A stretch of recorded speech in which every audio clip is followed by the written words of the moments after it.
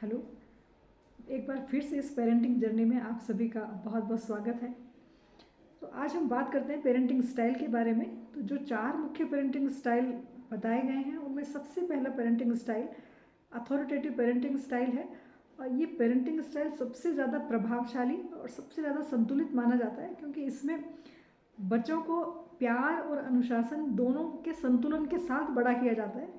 यहाँ पेरेंट्स बच्चों की सपोर्ट भी करते हैं, हर चीज़ में उनकी हेल्प करते हैं, लेकिन उनके लिए नियम भी बनाए गए होते हैं। और इस पेरेंटिंग स्टाइल को थोड़ा सा और बेहतर समझने के लिए हम इसको 4 तरीक़ों से हम अच्छे से समझ सकते हैं कि इसकी विशेषताएं जो हैं। तो सबसे पहली है कि क्लियर रूल्स एंड बाउंड्रीज होती हैं। बच्चों के लिए नियम बना दिए गए होते हैं और पेरेंट्स ने लॉजिकली उनको समझाया भी होता है। तो वहाँ बच्चों के लिए उसको फॉलो करना, उसको इम्प्लीमेंट करना और भी सरल हो जाता है, क्योंकि वो सारी चीज़ें प्री डिस्कस्ड होती हैं। तो बच्चों को पता होता है कि पेरेंट्स अगर किसी काम को करने के लिए मना कर रहे हैं तो क्यों कर रहे हैं, और पेरेंट्स अगर किसी काम को करने के लिए कह रहे हैं तो क्यों कर रहे हैं, तो उससे क्या उनको बेनिफिट होगा या क्या उनको नुकसान होगा, बच्चों को वो क्लियर होता है। दूसरा है कि इस पेरेंटिंग स्टाइल में ओपन कम्युनिकेशन होता है। यहाँ पेरेंट्स ने पूरा का पूरा हक दिया होता है, पूरा फ्रीडम दिया होता है बच्चों को अपना व्यू रखने का। वो अपनी किसी भी बात को बहुत आसानी से कह सकते हैं और पेरेंट्स उनकी राय को सुनते हैं और उसका सम्मान करते हैं। तो इससे भी माता पिता और बच्चों के बीच का जो रिश्ता है वो बहुत अच्छा बनता है। तीसरा है कि बैलेंस रहता है प्यार और अनुशासन के बीच में, कि ऐसा नहीं है कि बहुत ज़्यादा सख्त हो गए, ऐसा भी नहीं है कि बहुत ज़्यादा ढीला छोड़ दिया है बच्चों को।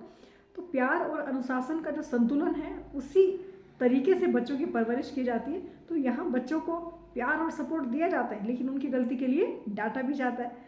लेकिन गलती के लिए डांटना, ऐसा डांटना नहीं होता कि जिससे बच्चों के मानसिक विकास पे कोई बाधा हो। वहाँ प्यार से समझाया जाता है, ना कि सख्ती के साथ। तो इससे बच्चे का मानसिक विकास भी बेहतर होता है और बच्चा आत्मविश्वासी भी बनता है।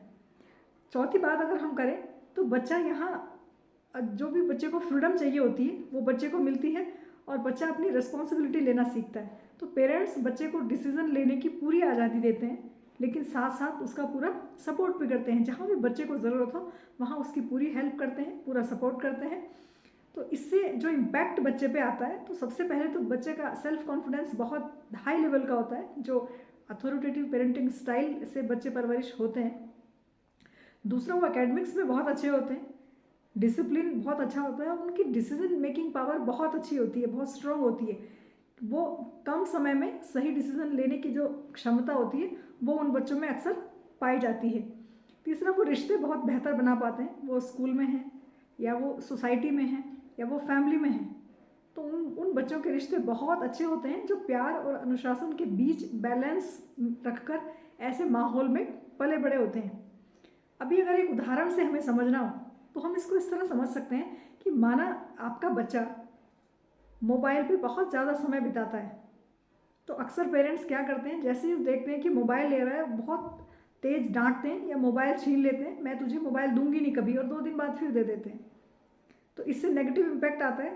अब अथॉरिटेटिव पेरेंटिंग स्टाइल में हम जो यूज़ करते हैं अप्रोच, वो यही है कि हम बच्चे को डांटेंगे नहीं, बल्कि ज़्यादा समय स्क्रीन पे होने वाले जो नुकसान हैं, अगर हम स्क्रीन को बहुत ज़्यादा यूज़ करते हैं तो उससे होने वाले जितने भी नुकसान हैं, कि बेटा ज़्यादा समय नहीं देखते, आंखें ख़राब हो सकती हैं, बच्चे बिस्तर में लेटे लेटे देख रहे हैं, गलत पोस्चर में वो देख रहे हैं तो स्पाइन पे फ़र्क पड़ता है, या गर्दन झुकी भी रहती है तो भी हमारे स्पाइन पे उसका बहुत फ़र्क पड़ता है, और ब्रेन में भी उसका डैमेज होता है कि हमारी मेमोरी जो है वो थोड़ा थोड़ा वीक होने लगती है अगर हम बहुत ज़्यादा स्क्रीन यूज़ करते हैं।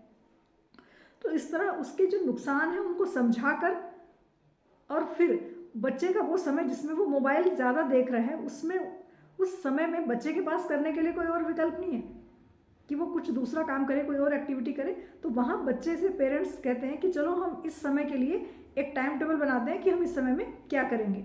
तो इस तरह मोबाइल देखते हैं बच्चे को डांट के मोबाइल छीनने के बजाय वो मोबाइल बहुत ज़्यादा यूज़ करने से होने वाले नुकसान बता के और उस समय उसे क्या करना चाहिए एक बेहतर विकल्प देते हैं। और यही है एक बैलेंस तरीका, और इसीलिए सबसे ज़्यादा प्रभावशाली है, सबसे ज़्यादा बैलेंस्ड होने की वजह से कि यहाँ प्यार भी है, सपोर्ट भी है और नियम भी हैं।